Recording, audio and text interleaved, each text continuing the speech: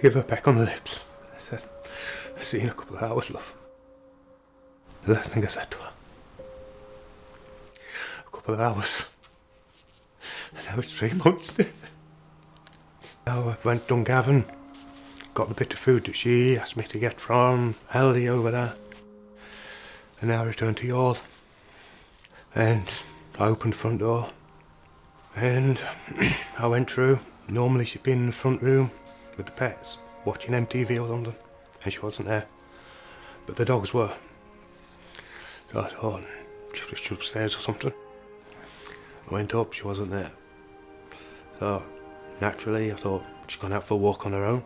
But time passed, she didn't come back. It's very out of character for her. I wouldn't feel as she'd go anywhere on her own. She wasn't a person who would do that. All the family's been contacted and nobody in the family has seen or heard from her. Come home. There's nobody mad at you. My arms are open. The pets are missing you. I just can't go on not knowing. Even if you just ring the guards, let people know that you're alright.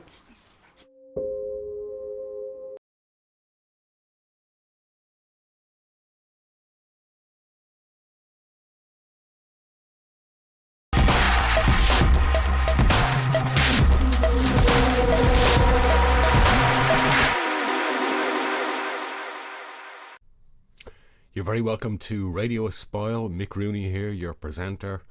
As you will have seen from the intro pieces and the news pieces, missing person case, the tinasatchwell case. This is Irish based. You know the drill. We've done this plenty of times before.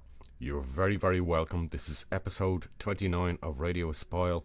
Very, very quickly, so we don't waste time. We broadcast in video on YouTube. We also do these programs on podcasts, multiple platforms, obviously in audio. They don't quite work as well in audio because there's an awful lot of, visual inserts that I do, maps, that kind of thing when we go into our timeline. But if you're familiar with what I do here on Radio Espial, with particularly the true crime stuff, you'll be well aware. It works better on the YouTube channel. You can find me on YouTube channel at Mick Rooney. Look, no further ado. Very briefly, thank you all for the recent subscribers and the increase in the channel traffic. Let's just get to what you're here for. The tinasatchwell case. Gonna read you some of the background and then we're gonna go into some inserts. Okay, let's go. Thank you for joining me. Tinasatchwell was born on the 30th of November 1972. She's an Irish woman who went missing under suspicious circumstances in 2017 in County Cork, Republic of Ireland. Tinasatchwell is from St Bernard's Place in Fermoy, County Cork. She lived with her husband for almost 28 years, Richard Satchwell, and their 2 dogs on Grattan Street in the seaside town of Youghal, that's in Cork as well. The couple met when Tina was on a visit to the UK in 1989. Richard moved to Ireland within 10 weeks of the pair meeting. Tina disappeared from her home on Monday the 20th of March 2017. She was last seen in public at a car boot sale with her husband in the town of Carrigtwohill the previous day, which was a Sunday, 19th of March. Richard was the last person to see her around 10 a.m. on the Monday morning when she went missing. He stated that Tina asked him to go to an Aldi store in Dungarvan to buy fish and dog food, and when he returned to the home on Grattan Street in Youghal 2 hours later, she was gone. He officially reported her missing on Friday the 24th of March, 4 days after he had last seen her. Tina was aged 45 at the time of her disappearance, and the couple had been married, I think it was for 25, coming on nearly 26 years.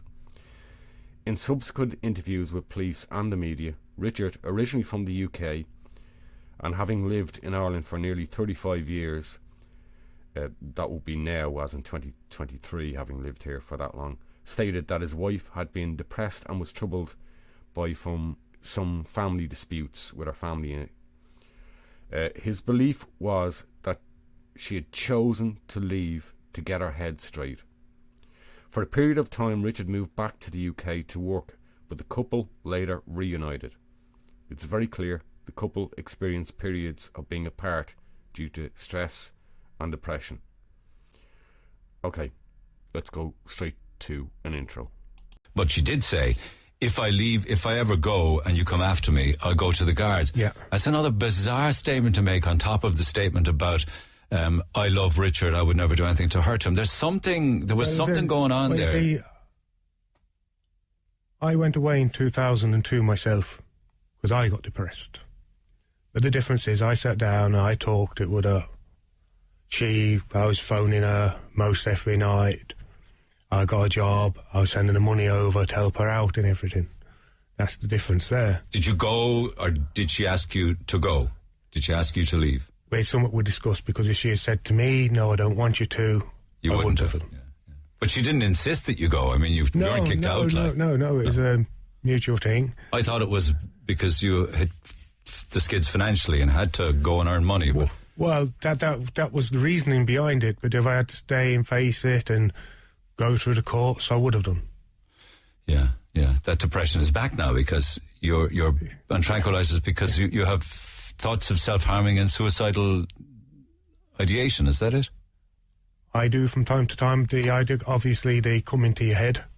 You know, pretty much I'm alone most of the time.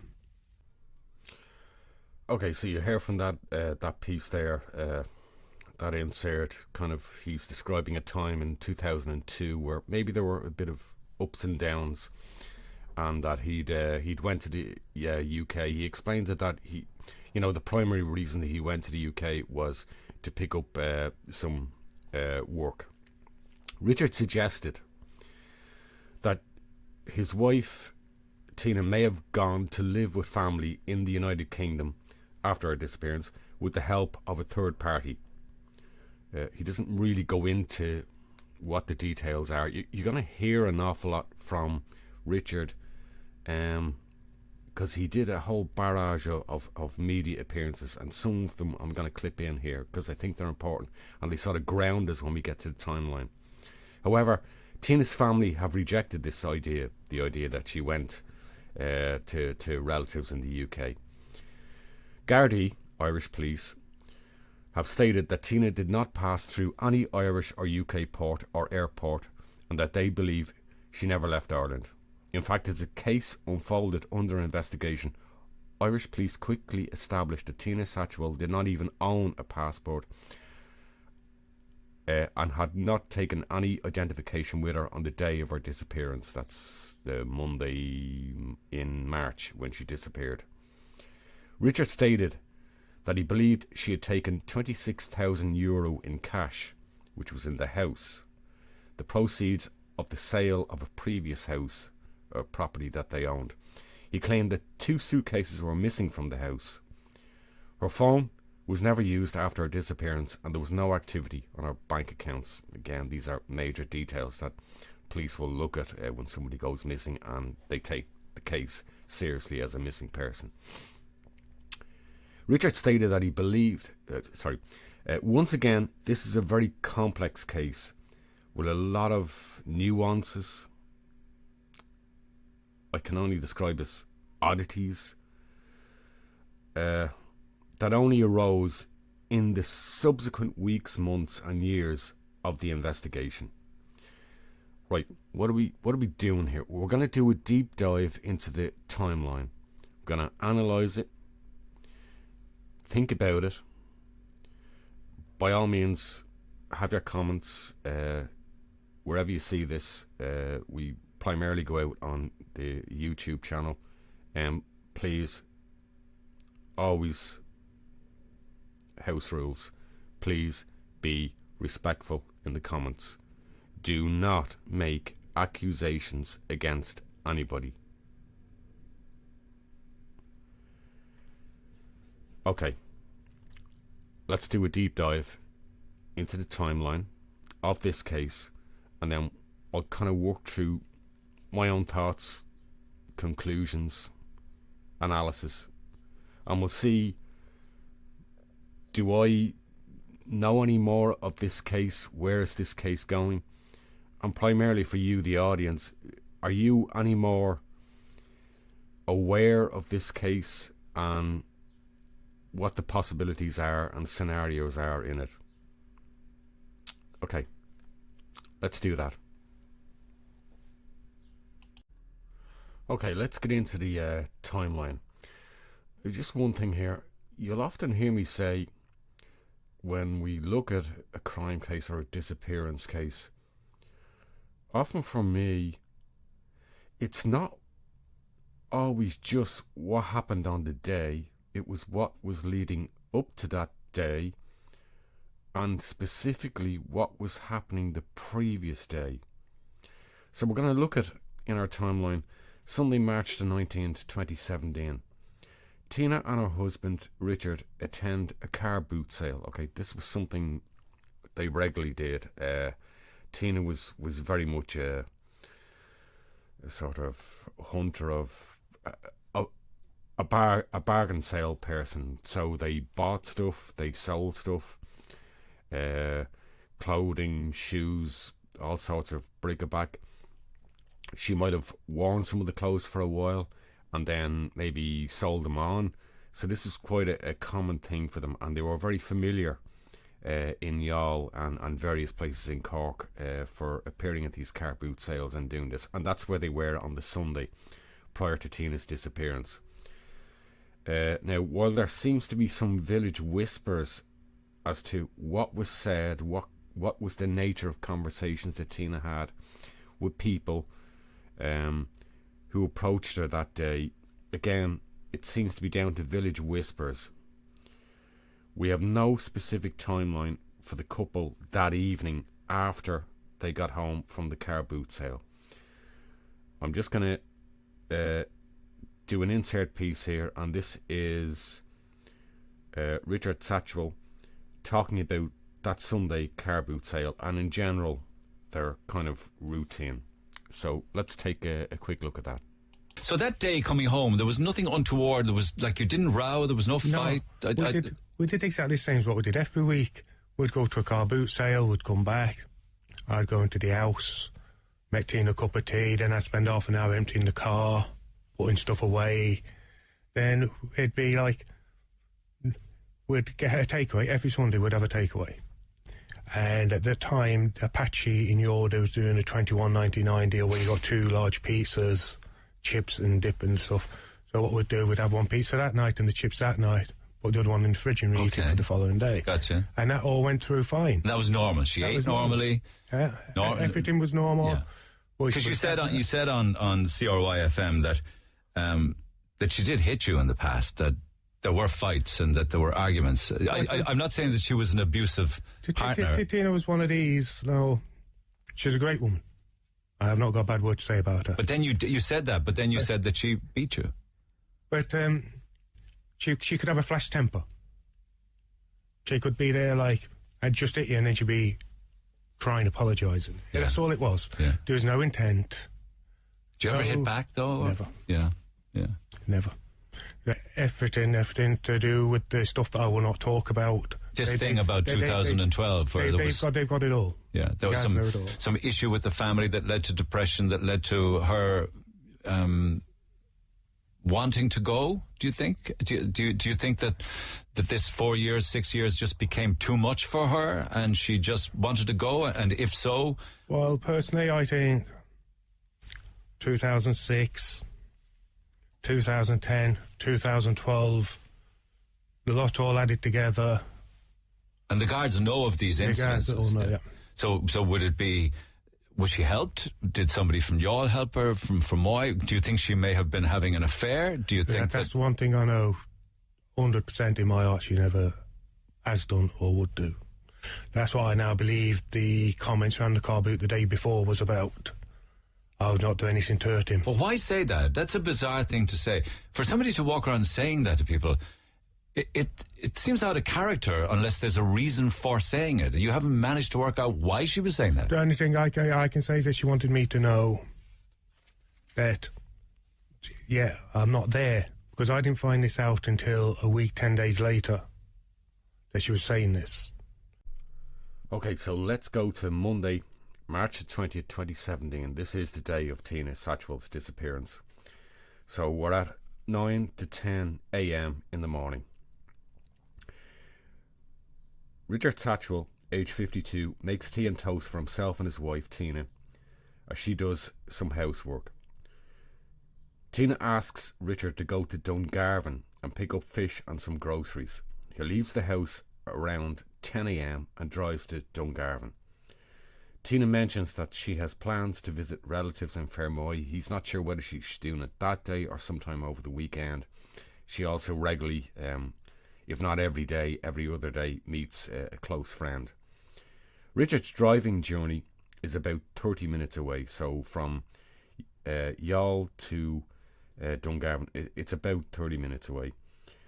In later interviews, Richard will reveal that he often drove her to meet a close friend and would leave them there to their chat and their lunch or whatever, returning to bring her home. Now, I'm intrigued by the sense that Richard portrays Tina in many interviews as a sort of independent and free-spirited woman, but there still seems a lack of their relationship where Tina remains very dependent on Richard. And I'm going to go into some of those details about that, you know, the phone, finances, things like that. You know, so we'll go through more on that later. Just for purposes, map purposes, you can see Youghal down here in the bottom left corner. Up here, Dungarvan, top right corner. Now, this may seem like, but as you can see, it's only a 33 minute drive. Just to be clear, I believe Tina was able to drive, but she only had a provisional license. She did not have a full license, and generally it was Richard that did the actual driving. So at 10 a.m. Richard leaves their home in Youghal and drives here. You can see the blue line, the N25, and drives up to Dungarvan. I believe it's Aldi he's going to, and I think he's picking up a specific kind of fish that Tina wanted, and also dog food. And we have now established Tina had 2 dogs, and she was a very big dog lover. At 12 p.m. Richard returns to their home. He quickly notices Tina's keys lying on the floor just inside the front door hallway. Tina is not home, and he assumes she has gone to visit family or friends in Fermoy. He also notices that Tina's beloved pet dogs, Ruby and Heidi, are still there in the house. This is unusual. Tina normally went everywhere with her pets. By that Monday evening, Tina has not returned home. He assumes that Tina is taking her time out with family and is staying over with them that evening in Fermoy. Now, 4 days go by to Friday, March the 24th, 2017. And Richard, in this next piece, is going to talk about a doctor's visit that he'd planned, and how he became aware that had he made the right decision in not reporting Tina missing to police for 4 days. And he kind of gives substance to this and explains perhaps why, and people he met, people inquiring about Tina, you know, how was she, where was she, and so he goes into more detail on this insert here. Of late, so I said, right, she's gone down to a member family in Fermoy. So I give her a couple of days. I had to go down to visit my doctor on the Friday, and then when I found out nobody had seen her, it was like everything just fell away. You know, it's just totally odd that there's been nobody say, oh, I've seen her, you know, especially with living here on the main road. My original thoughts is she got up to have a break, to get her head straight, because she's been very upset in recent months. She's had a few crises within the family over the last few years. You know, I think it took its toll. And that's why I think she got up and walked out. Heard there from Richard. Richard Satchwell had a visit to the doctors on this day, Friday, March the 24th. He soon learns that no one has seen Tina since earlier that week. He formally reports his wife missing that day. In later media interviews, he admits that this was a mistake to wait so long to contact police. Okay, so we're into that weekend and the coming days. So we're into Saturday, March the 25th, right through into the following week, March the 30th. After Tina's disappearance is reported to Gardaí, they carry out a full forensic examination of her property, where the couple lived. They also examine her mobile phone records and bank accounts for activity. No subsequent activity is found. Richard would later claim that €26,000 of savings and 2 suitcases had gone missing from the property. When confronted by Gardaí that no such deposits were made into his wife's account, he revealed that the savings and money earned from car boot sales, as well as Tina selling some of her fashion accessories, bags and shoes, were held in the house in cash. Let's listen again to Richard on that detail about the suitcases and necessarily why they were holding cash in the house and so much of it. You know when she went that morning, what did she take with her? As in items of clothing, Yeah. I honestly can't tell you, because Did she take anything? I've had a lot of abuse, like, somebody buying that amount of clothes, obviously depressed and all that. But if that was the case, she would have been depressed before she met me. I've even had it where a reporter, I got home from work after doing an overnight stint. I pulled up outside home. Yeah, ironically, it was the same night I ended up discovering suitcases. And I pulled up outside the house. I didn't even get switched the engine off on the car before I got bangs at the car window. I was after booking to pick a takeaway up at the Roma Grill, because at the time I was waiting for the guys to come take the suitcases away. But I never handled them suitcases. One was in a bag that you couldn't see, and one was identical to what They're the ones you found at the car park.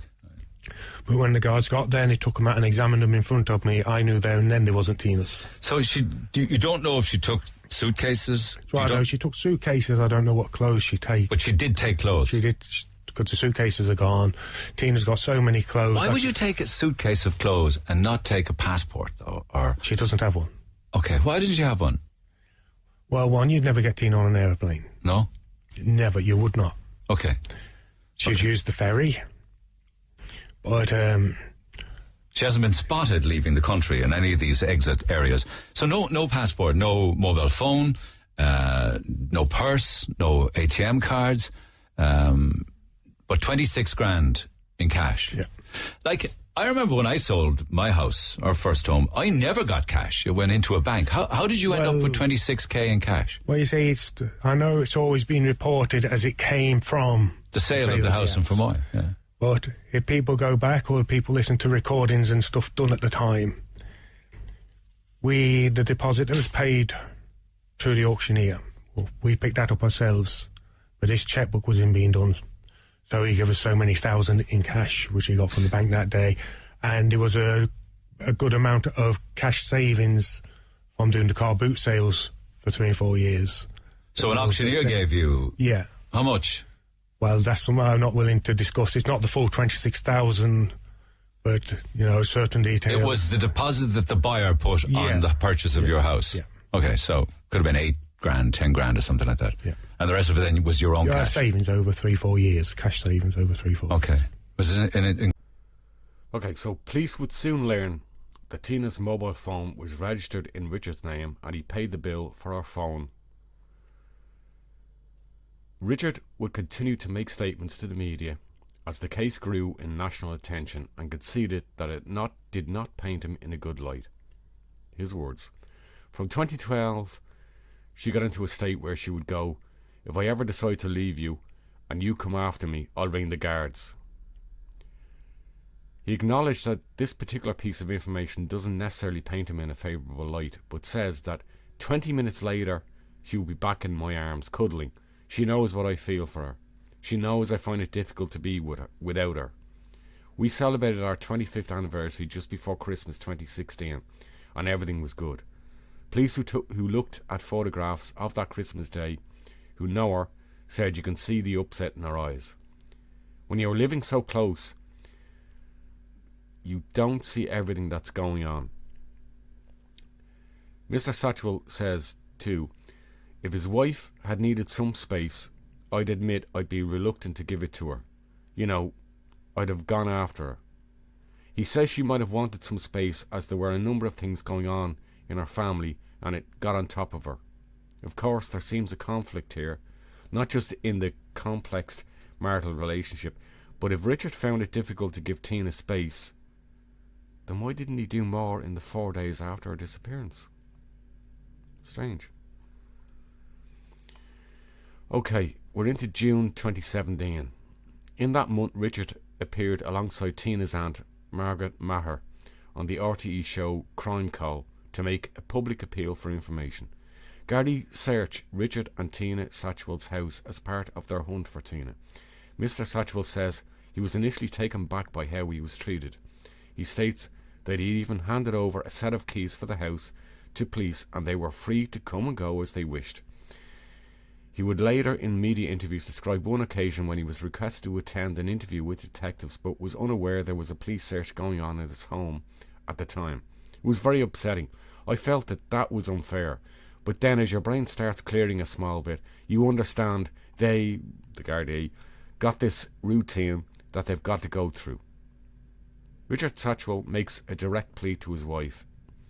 Tina, come home, he beseeches to the cameras. There's nobody mad at you. My arms are open. The pets are missing you. I just can't go on not knowing. Even if you just ring the guards. Let people know that you're alright. In the same programme, Tina's aunt, Margaret Maher, says, it's out of character for her. I wouldn't feel she'd go anywhere on her own. She's not a person who would do that. But yet Richard, in other interviews, relays countless episodes when Tina went off and did her own thing. Richard ultimately insists he did nothing wrong. One day, my wife is going to turn back up, or she's going to get in touch with the Gardaí. One way or another, this will all come out, and in time it'll all prove that I've done nothing wrong.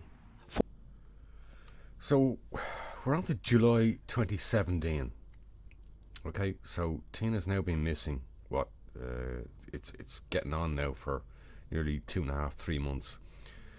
So these suitcases, now Richard said that 2 suitcases were missing originally from the house. So in July 2017, 2.5, 3 months after Tina's disappearance, he's in the car park of Tesco's, close to where he lives,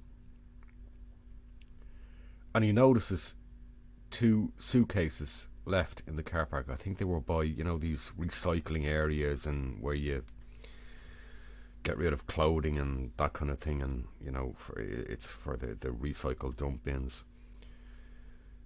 But Gardaí quickly rule out any link to Tina.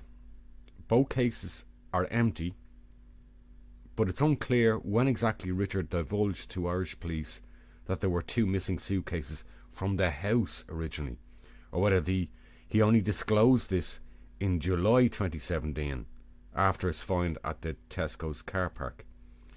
Now for me this is critical because police always want to rule out the scenario of a break-in gone wrong, or kind of, was there an abduction, a burglary that went wrong. That also includes a homeowner being asked to give specific details and itinerary of what might be missing from the house, particularly personal items that might hint at a reason why somebody had disappeared. The following month, in response to media attention and social media speculation, Richard states that he would be willing to take a lie detector test. He later declined to take a test during an interview on Cork's Red FM. In January 2018, RTE aired a primetime special programme on Tina's disappearance, featuring Richard, Tina's cousin Sarah Howard, and Gardaí involved in the case. In 2018, Richard appeared on the Ray Darcy show to discuss Tina's disappearance.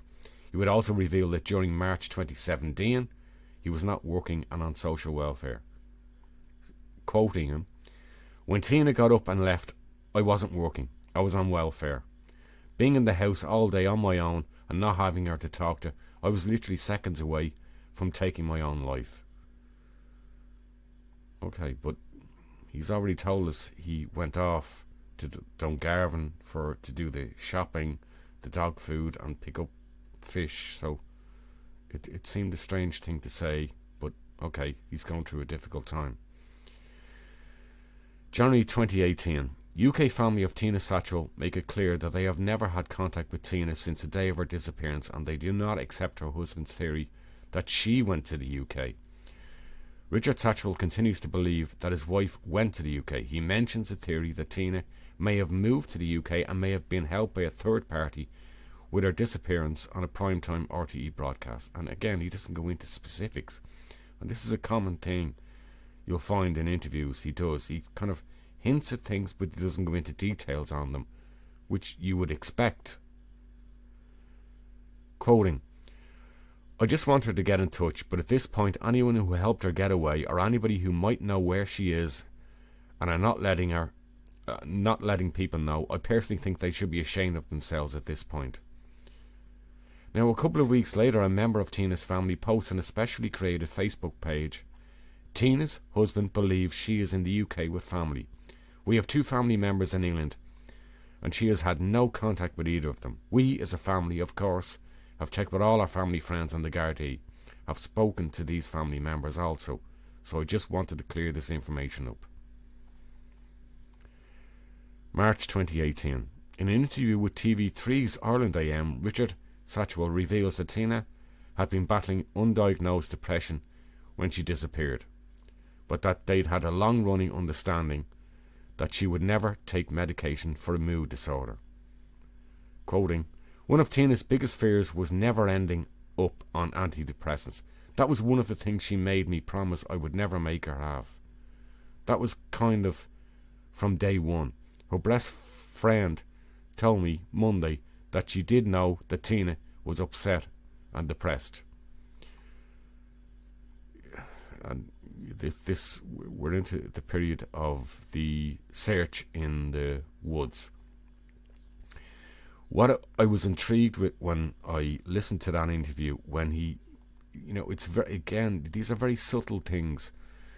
When he makes that reference to, that was kind of from day one. Her best friend told me Monday that she did not know that Tina was upset and depressed. And it made me think, what Monday? What Monday are you talking about? You talking about the Monday that she disappeared? Or is he simply referring to the time in March 2018 when the interview was done with TV3, and he's referring to that, previous week, that Monday of the previous week? And I'm not certain on that. It would certainly seem very strange if in the 4 days that she went missing, if he's referring to the Monday, and he did actually talk to the friend, because he would later claim in other interviews that he didn't know the number of the friend, and that he only met the friend when he would be there when Tina was meeting her, and he'd bring her there to meet her, and that Tina didn't have the friend's phone number in her phone, which again seems odd, but we'll touch on that later in the Red FM, Cork City Red FM interview. In March 2018, An Garda Síochána carried out a search in Mitchell's Wood, a 60-person search near Castlemartyr in County Cork, 20 minutes from Youghal. The operation was based on a tip from a member of the public who claimed to have seen someone leave the woods on the night of Tina Satchwell's disappearance. So that would be the evening of Monday, March the 20th. A no-fly zone was established over the area. Despite an intensive search, which included the use of detection dogs, no trace of Tina Satchwell was found. Searches were also carried out in scrubland off the quays in Youghal, but nothing was discovered. Gardaí also engaged with Interpol and UK crime forces, and this was, obviously to follow up the line of inquiry. Did she actually go to the UK? We know she didn't have a passport. While that may not necessarily stop you if you took maybe the ferry, and so it does seem strange that you wouldn't take your passport and you wouldn't take personal ID with you. Let's take that news insert about the search of the Castle Martyr wood search. Tina Satchwell was last seen by her husband Richard at their home on the 20th of March last year. He reported her missing 4 days later and claimed she left for personal reasons. Gardaí have now sealed off a 40-acre wooded area near Castle Martyr, known locally as Mitchell's Wood. Superintendent Colm Noonan from Middleton Garda Station is heading up the investigation. Gardaí at Middleton Garda Station are investigating the disappearance of Tina Satchwell from Youghal in County Cork, who was last seen in March of 2017. An incident room is established in Middleton Garda Station and a team of detectives are working on Tina's disappearance. To date, there have been 220 separate lines of inquiry conducted. This has included liaison with Interpol, and today we are conducting a search here at Mitchell's Wood, Bridgetown, Castle Martyr in County Cork. We are looking for evidence in relation to Tina's disappearance, and we have, for the purposes of this search, restricted access to this area. Okay, so we're on to March the 12th, 2018. On the Neil Pendeville show on Red FM on Cork, Richard Satchwell refuses the offer of a lie detector test. We've been kind of over this, but this is another quote. "I need a rest. I've nothing to hide. At the moment, I just feel too low myself." In the same interview, Richard Satchwell reveals that he'd been beaten by his wife and also served a prison sentence for social welfare fraud in 2003. Now, I know in that programme he was trying to be open, but when your wife is missing, revealing that you've been beaten by your wife is probably not the wisest thing to reveal publicly. Even though you know it, even though you've maybe shared that information with Gardaí, I'm not sure it's the kind of thing you want to be doing, because again, we're into that precarious area of there's a missing person, potentially a vulnerable person. Do you really want to be sharing public information that essentially almost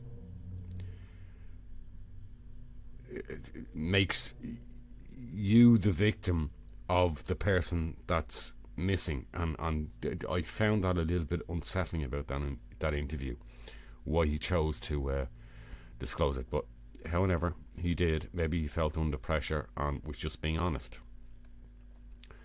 "I was caught." He's referring to the social welfare fraud in 2003. "I was caught. What they call social fraud. I was working while claiming social welfare. As regards being in jail, want the truth, I think I would sooner be there than where I am now." Since 2018, Richard Satchwell has virtually shunned public media, and the disappearance of his wife, Tina Satchwell, remains an active case. No significant evidence has come to light since then. Now, I suppose we have to move to our conclusions and analysis. As far as conclusions, there aren't a great deal to make. Tina Satchwell has now been missing for more than 6 years. As with so many of these missing person cases, someone is not revealing more than they probably actually know. It is not hard to exclude husband Richard Satchwell, and his character complexity and inconsistencies have done nothing to help his own case of complete innocence. His basic timeline stands up on the day of his wife's disappearance, but it remains scant in detail, deliberate or not, and despite his protestations that he and his wife led a simple and quiet life, it's clear that there was a lot more going on here than he's so guarded to admit. Could Tina Satchwell have absconded like Richard insists happened? We have to look at this. He's suggested that there were reasons why. During the Neil Pendeville Red FM interview, Richard does seem to allude to more going on under the surface of their relationship that he does not want to go into, and he consistently keeps going into. He hints at things and then says, "Oh, but I can't go into that." We have to respect that privacy. That's his position. His reason: Tina wouldn't have wanted that. So again, we seem to be into, and he does this consistently in interviews. I behaved and I did the things I did, but I only did them because Tina would have wanted that. And I don't understand this approach that he has. Everything keeps getting shifted to, oh, but Tina wouldn't want me to have done that. The 4 days went by because Tina would have wanted me to respect and give her space in the 4 days she was missing, which is why so everything, he keeps shifting everything back to Tina.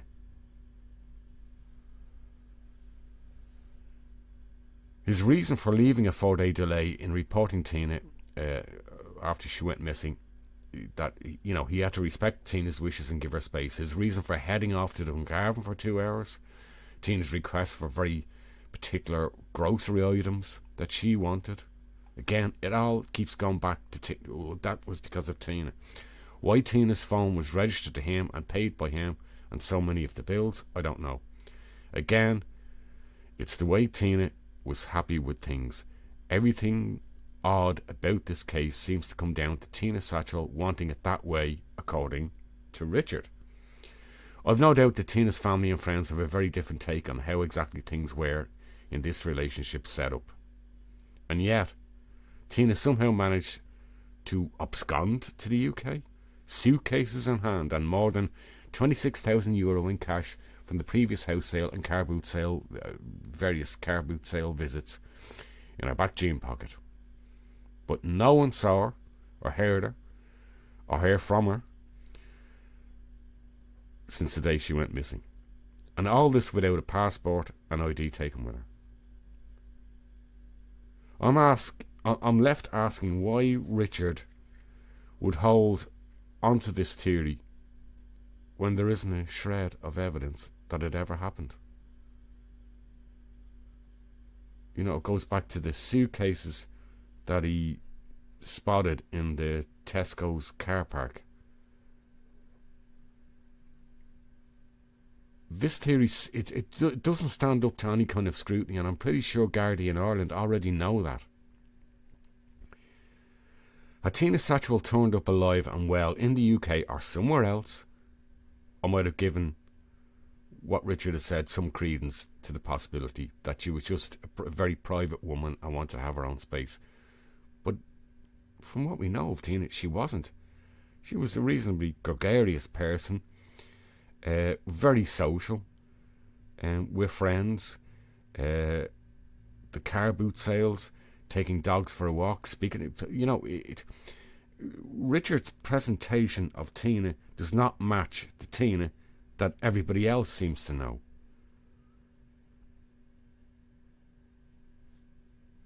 So while I might have given a credence to the possibility that she absconded to the UK, and there was just, family issues going on, but now, frankly, after 6 years, I think this whole idea of her absconding to the UK is total nonsense.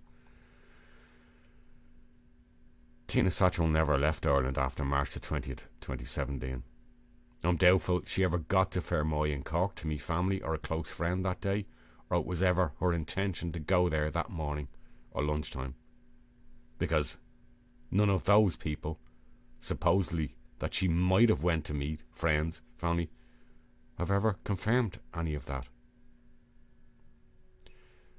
Let's take an insert about the phone and this particular close friend he references. This was a particularly awkward moment of this interview. Particularly awkward. Why did I wait 4 days? I had her mobile. Why didn't you call her friend? her best friend? Well, that's a number I don't have. But it's in her phone, and you had her phone. No, they always used to meet. They never used to ring one another. So she didn't have her best friend's mobile number? They used to meet practically daily. And how would they make him an appointment? Well, they'd be at the same place, same time every day. So that's Is her best friend in Youghal, or is her best friend in Fermoy? Outside Fermoy. So she would drive to Fermoy every day? It's the way they were. They actually met while Tina was swimming. Tina used to swim every day, 7 days a week. And they became very close. I know the woman. I spoke to her many of a time, even before now. I spoke to her a lot over the years. You know, it's like, I don't know how it worked between them. I just know they were very close. She was actually speaking with Barry Cummins for a short while on Tuesday.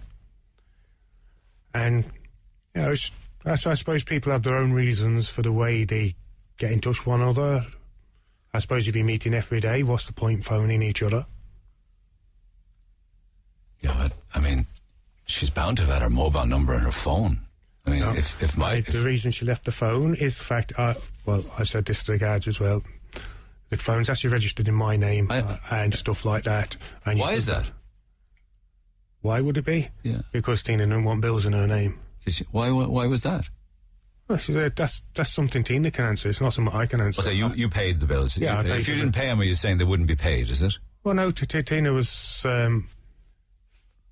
more up to paying the bills than what I was.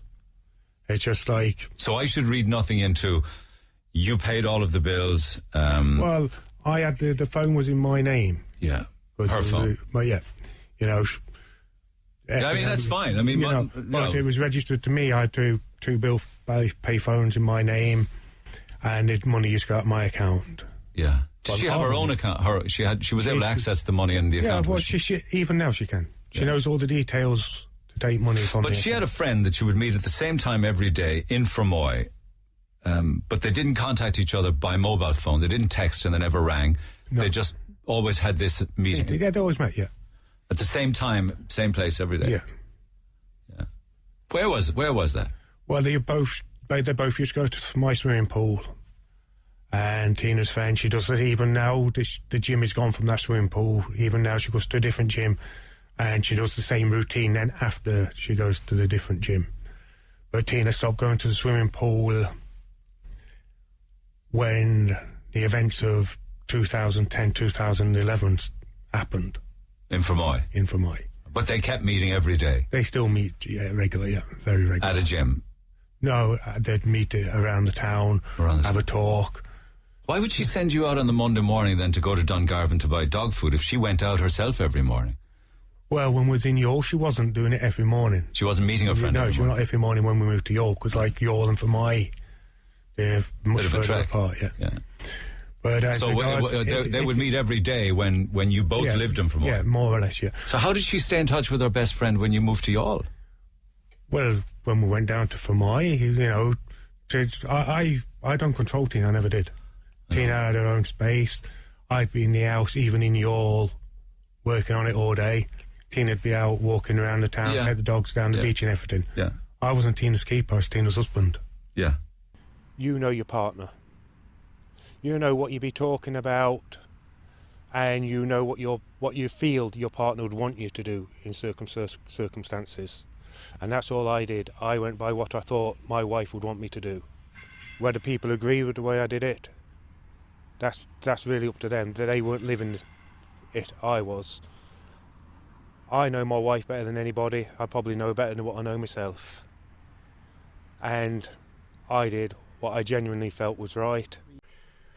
There's I suppose, a deeply strained nature that permeates this case and the marital relationship between Tina and Richard. Relationships are horses for courses. Okay, I get it. What works, I guess. But it was anything but orthodox, and the predictability that Richard constantly espouses. Nothing about this case is normal. including Tina Satchwell's disappearance. There's a lack of pattern even within the oddities of the case. And I think that's the key to this case. Tina did not go for a casual walk that morning locally. She would have taken her two beloved dogs with her. She would have been spotted and talked to locals. She didn't take her ID nor her house keys. Remember, they were found, Richard found them inside the door of the house when he returned at around 12 midday on the morning of her disappearance. But she was not in the house when her husband returned at that time. No one saw her that morning. Nobody seems to have seen her since the previous day at the car boot sale. Tina Satchwell, I don't believe, ever left her home on the morning of March 20th, 2017. Whatever happened to her happened within her home, or more likely outside or close to her locale in the hours prior to 9-10 a.m. or even the previous night. But what we need to know is what were the movements of Tina and Richard Satchwell between 4 p.m. Sunday and 10 a.m. Monday, March the 20th, 2017. Telephony activity and any movements by the couple outside the home that evening and the night.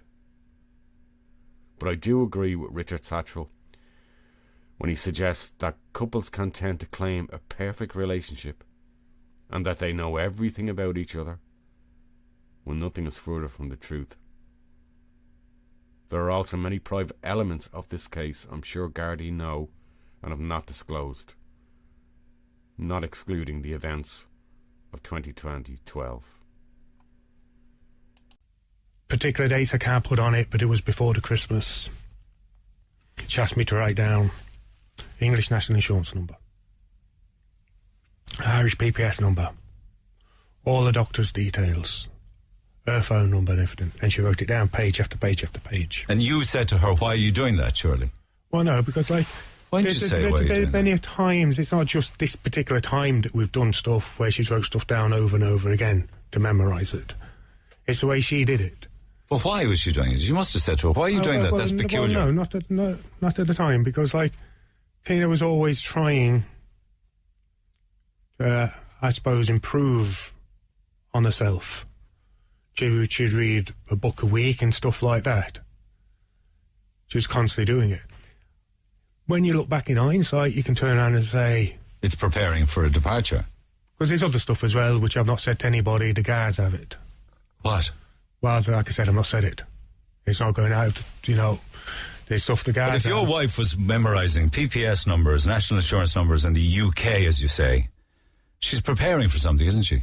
But you don't see that at the time. Sure, a blind man would close. see that. You're too close. And I say to anybody... But sure, of course you'd see it. You'd say, why are you writing this over and over again? I say to anybody that turn around and say, oh, they spot everything, every little thing in their relationship. When they're happy, I'd say they're liars. I think this is one of those cases that words and behaviour speak louder than reality. Richard Satchwell may well have absolutely nothing to do with the disappearance of his wife Tina. And I want to stress that we can all have our own thoughts, but there remains no evidence that he was in any way involved with the disappearance of his wife. But certainly his behaviour and his activity and the lack of information around his movements, at least known publicly, brings questions. If I can reach one conclusion here, it is that Richard Satchwell has done nothing to exclude himself from the case as a suspect after 6 years. This is one of those cases I hoped when I really got into the deep dive I could provide maybe further scenarios or possibilities. And it's been a struggle to do that because everything seems to keep coming back to the same area.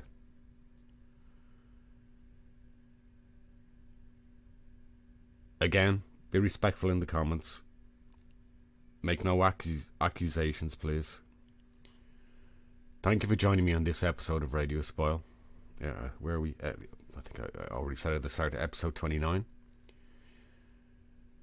If need be, in the coming weeks, months, years, as with all cases that I cover, I'll do an update should there be any case developments.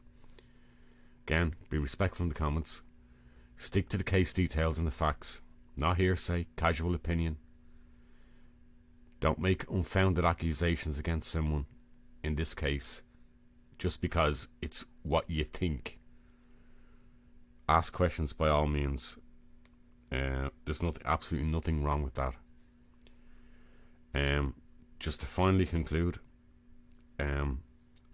usual things. I appreciate the recent joining of subscribers. I'm very grateful. Wherever you see this, give it a like. Yeah, that's it. We're done for episode 29. Thank you. God bless. And take care of each other. Okay? I'll see you again soon in the next episode. Hopefully in the next couple of weeks. Okay? But you never know what can happen. Certain things can happen in other cases, and I'll go and do updates on them. Until then, take care.